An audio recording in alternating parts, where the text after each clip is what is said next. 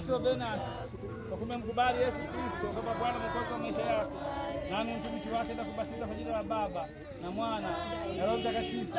Amina.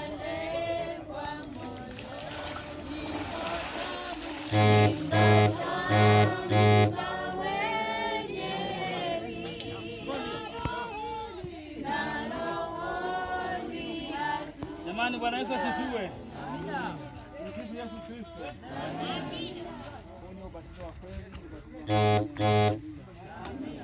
Yesu mwenyewe kwa sababu alijua ndio kielelezo kitakatifu, aliamua kwenda kubatizwa katika mto wa Yordani.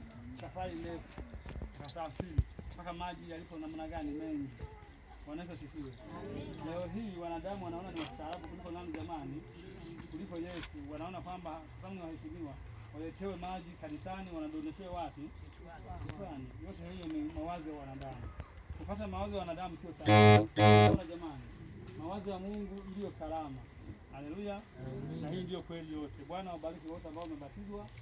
Na sasa ninatamani wangapi ambao hawajabatizwa, nasema na sisi tuombee ili na sisi na sisi tubatizwe kama Yesu ili twende mbinguni. Nyoteni mikono.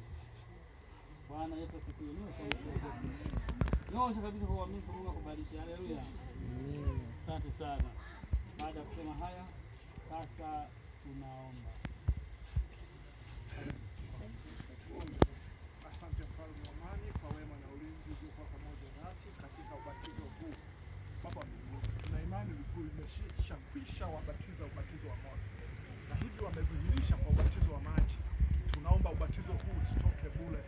Wanapokufa na kufufuka katika maji haya, wafishe yale matendo yao yaliyokuwa na kutenga na wewe. Tunaomba uende kwa pamoja nasi tunapoondoka. Hivyo tunaomba kwa jina la Yesu. Amen. Bwana wabariki sana. Amen. Bwana nyote mnakaribishwa kwa mchungaji. Haleluya. Amina. Kuna samaki wawili